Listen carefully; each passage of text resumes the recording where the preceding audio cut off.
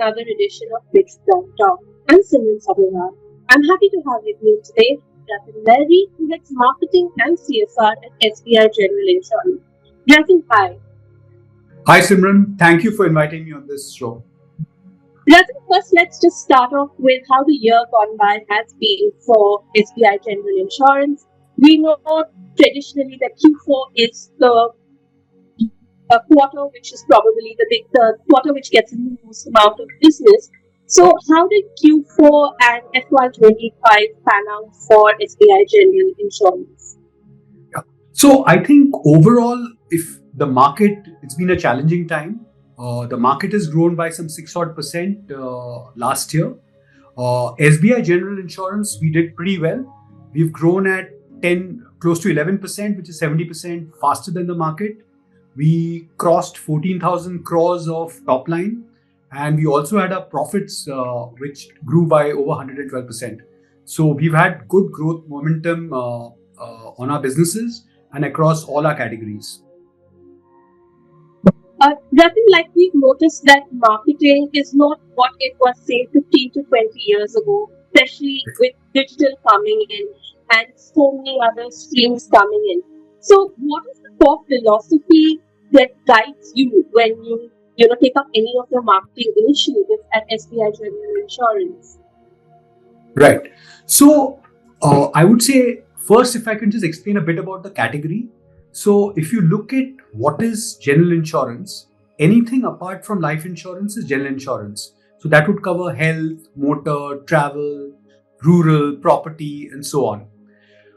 Now, the second point is that general insurance is a long-term, product and needs a long-term customer association. But typically, the customer is associated with us for over, let's say, 10 to 15 years.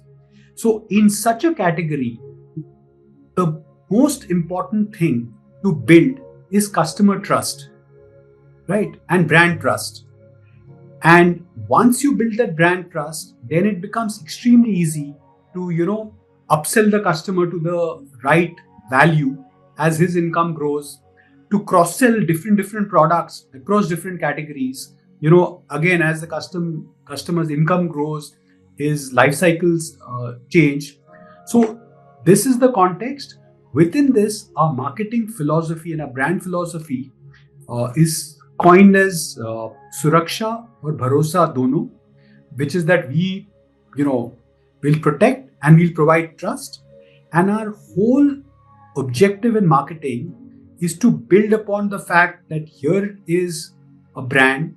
We are part of the SBI family, so we can leverage that whole brand trust. And B, the second part is delivery in terms of our customer service, our claims record, the fact that we are available omni-channel, that fact that we are, possibly one of the widest distributed brands in the country. So to provide all of this and also to provide value, because that is very important in a market like India. You mentioned that you leverage the name of SBI. Now, State Bank of India is one of the behemoths of Indian businesses. Can you just tell me a little more? How are you able to leverage the name State Bank of India, and how does it help you when you go to new customers? Right. So let me again just give a data point for that. 1 out of 3 Indians, so 50 crore out of 150 crore Indians have a SBI bank account, right? So almost like I said, almost everyone is aware of the brand. 1 in 3 Indians actually have an SBI bank account. So I think as a brand SBI, it's possibly one of the most trusted brands in India, right? And that becomes a great source of strength for us for everything, right? For customer acquisition in a long-term product. So for us versus any other aggregator brand or a pure digital brand, nobody has to wonder whether this brand will be there 20 years later, right? Everybody's sure that this brand will be around 20 years later. And then therefore, we can quickly bypass that whole trust part and move into, okay, how is this brand going to work for me? So I think that's what our marketing is kind of tailored towards, that We leverage the brand SBI so that you know that the brand is going to be around, trust, and there are a lot of other pegs that we use to kind of boost this brand, and then talk about affordability, value, distribution, our hospital network, our claim support, which is, here is this brand which is going to be around, but here's how this brand is going to work for you to deliver, your specific product requirement. Sure. I just want to, if I were to look back to the 90s, general insurance brands typically was, what if something were to happen? Over the years, India has changed and become more aspirational. So I just want to look at only your brand. How has the tonality now changed since then? What's the current, tone that you use when communicating? Right. So I think ultimately all brands and advertising essentially, try and lead where the consumer trend is towards. Now, and the way I look at it is, we are in a very different landscape from what we were in the 90s. Today's India fundamentally is a very confident India, fundamentally is a very aspirational India. The median age of India is 28 years old. So it's a very young India. And therefore, fourth, I would say, is it's a very digital India. Everybody is on mobile phone. Everybody has data packs. All the consumption is not happening, 24 hours later in a newspaper or 8 hours later on a television screen. It's happening on the go, on your mobile phones. So given all of this context, our whole brand voice, I would say, is built around being confident, being trustworthy, and being very specific, saying, hey guys, functionally, this is XYZ, how we offer. This is how we solve your customer queries. This is how we do your claim servicing. This is our track record in terms of claim servicing. This is our hospital network. So it is providing a lot of information, but in a very snappy, easy to consume way, non-preachy, confident, almost like a elder brother or of the family. You spoke about digital. Now everybody talks about seamless experience, omni-channel, etc., etc. But it is easier said than done because you don't know which touch point the consumer comes in, and you don't know how the experience is across touch point. So this is also a challenge. So how are you addressing this? And it's a two-part question. I also want to know with digital, do you see that offline distribution also becoming obsolete, say in the near future, because now everybody can sign up digitally? So, okay, so let me answer it in this way, right? So I think given the distribution of India, how vast it is, the fact there are 150 crore people, the fact that, you have a certain amount of concentration of population in large cities, but you equally have a very large population which is dispersed, in lakhs of villages all over India. I think it depends on what your ambitions are. And my firm view is across categories, if you want to be a market leader in that category, you have to be where the customer is. And you have to be present digitally, but equally, you have to be present offline. And you have to be, present wherever the customer is, whether they are buying insurance via banks, whether they are buying it through aggregators, whether they're doing it on your mobile app, on your website, whether they are doing it, through, some rural, I would say government-led initiatives. We, as a potential leader in this category, you have to be everywhere. Now, in terms of digital, I think most people just think of, in marketing, think only of digital sales. But like I said, the first point, that this is a long-term customer association.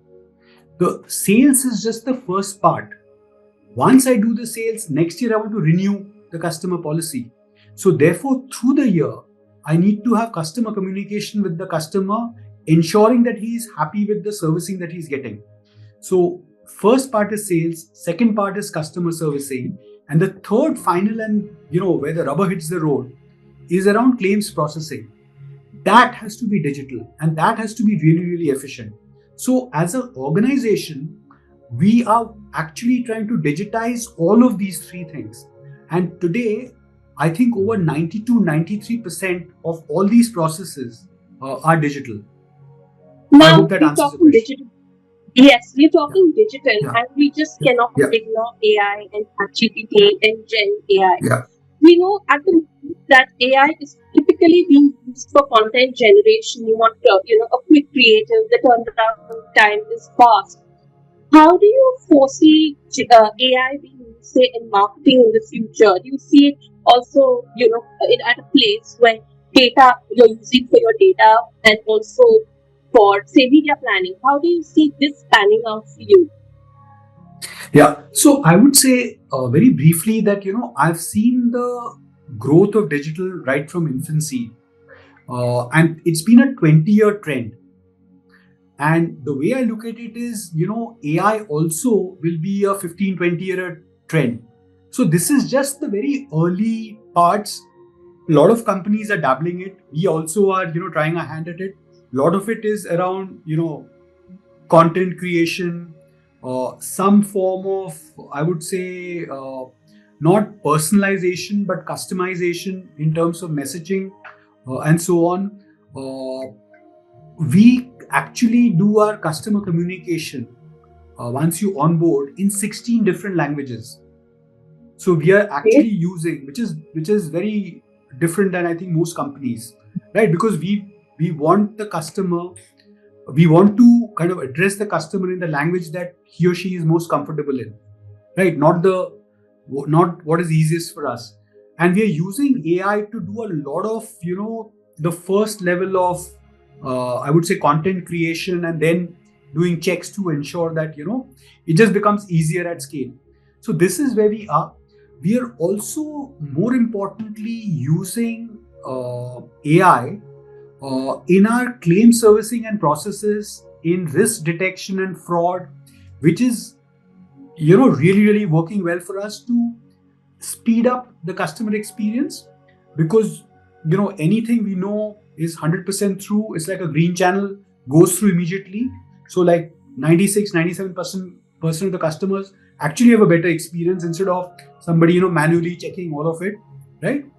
And whichever comes in as potential fraud, potential this thing, those are the ones which we kind of dig down deeper on. So AI has actually helped us improve our, like I said, not just from branding or marketing, but the actual customer experience itself. Uh, Going forward, like I say, I think this is the start. What it will lead to is, better selection and delivery of products to the customer, so that the customer will at some point buy only stuff that he requires and not, buy a bunch of other features which he does not require. So better customization of products at the customer's end, and be better customer experience, because for genuine customers, everything will flow through much, much smoother. And the third part is So more actually, I hyper feel, personalized. one last thing is that, it'll actually lead to better affordability, because if most customers have a bad experience and the bad apples kind of get targeted, because there'll always be, potential of fraud, those guys will be, kind of cordoned off, and they'll have to pay a higher price if they want to take insurance. So basically, we are moving towards a stage where even insurance is hyper personalized, right? That's right. Yes, yes. Now, you spoke about languages, and we know India is diverse. Every 100 kilometers, the dialect changes. We've also spoken about why the importance of the language, but education also plays a very important role when it comes to insurance, because Yeah. this is a product which a lot of us are not comfortable with. The second thing is Yeah. because we use AI. Are the cultural nuances also getting lost? Because what you know, don't really typically translate. We've seen a lot of cases in marketing where so the importance of education, particularly vernacularly, and how do you ensure that the cultural nuance of each different state or region is taken care of? Yeah. So let me answer the first part first. So to me, this is a uh, you know. So I would say that customer education is going to be very very important for the next 10-15 years, because again the median age of India is 28. If somebody is 28 years old, he's not thinking of risk management, and he's not thinking of health insurance. He thinks he's immortal, you know all of that stuff, right? So I think given our demographic, given where we are as a economy, uh, education is going to be important for the next so many years, because there are different stages of customers at different income levels, different prosperity levels, with different levels of risk to manage. And that education is important not just at customer acquisition phase, but also once the customer is onboarded, so that you know between the brand and the customer, we are able to come to a commonality that he's actually taken the right product, he's taken the right features which suits him, and as his lifestyle changes, we have to keep educating the customer so that he's able to tailor the product suitably. Initially he might be single, then he might need to add on his wife, then he might need to add on maternity benefits, then he might need to add on child care and take a family plan, then he might need to so add on their old parents as they age. So as you see, as the lifestyle changes, and all this the customer education has to happen constantly. So that I think is a very very important part. The second part, because we are trying to communicate, like I said, in multiple languages, so I would agree that there is some loss of cultural nuances, because it's very time consuming and difficult, and marketing teams have smaller bandwidth to kind of execute that. So that I would absolutely agree. I don't have a solution for it. But right now, what you're trying to do is essentially ensure that the customer communication at least happens in his language, so he knows what he's bought, he knows what the features are, he knows how to renew, not to renew, what to renew. He knows what he's paying for, what is covered, not covered, how to easily make a claim. So that's the stage we are. Some distance to go on the nuancing bit, I would say. You mentioned, a 28-year-old now is not actually looking at risk aversion and all that. Now, if we were to look at it, if you look at the Gen Zs and millennials, they are probably, the digital first generation, right? So, how are you communicating to them and, kind of ensuring that they understand the value of having insurance? Yeah. So one of so if I look back, there is media habits have got massively splintered and fragmented, right? You know, the person reading, so newspapers versus television, within television, GEC versus news channels, versus maybe sports and cricket is possibly the only unifier kind of left in the family. And on digital, I think every family member's consumption patterns are totally different, even if they're on the same platform like a Facebook or Instagram. So one of the things is that we are really using the social platforms very very actively and aggressively, uh, and sometimes we are surprised by the feedback that we are getting from the content that we post. So Okay. even we've done very very simple basic functional, here are 5 ways to take motor, why you should take motor insurance, here are the 5 ways for you to make a health insurance claim, and even stuff like that, which is very functional, and without any advertising jazzmatazz, as we put it, has performed exceptionally well with millions of views with hardly a 2-3 lakh rupees spent. So I think there is a lot of interest actually from customers across categories in this. Maybe some of them are searching for their parents or their elder brothers or siblings or whatever. But I think today one thing which is I think uniform for all Indians is that we are value conscious, right? We want affordability. We believe in that famous ad, कि ये कितना देती है, in terms of that that Maruti the ad which was there. So therefore, I think for us, digital and social platforms are performing extremely well, and that is our kind of route into the customers' minds and hearts. Looking ahead, what are the kind of trends that you see in marketing your product and also the trends overall in the country that you're picking up, and how are you kind of intersecting that with your marketing?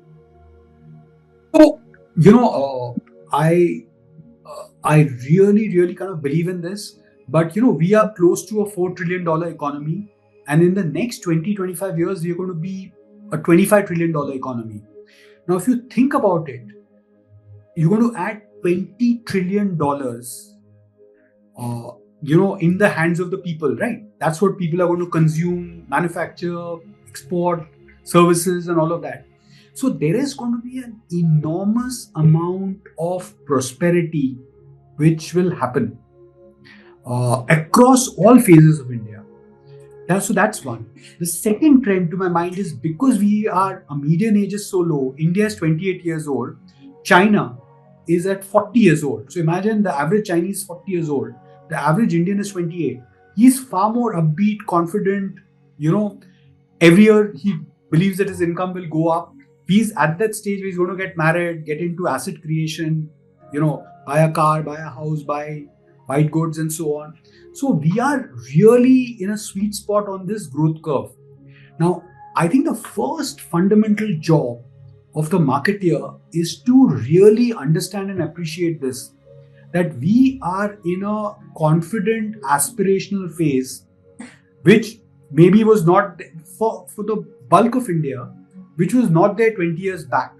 And I think brands need to reflect that confidence.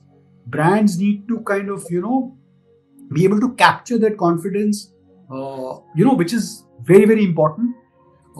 In our category, like I said, along with it, using the power of SBI, we want to leverage the trust that the brand has.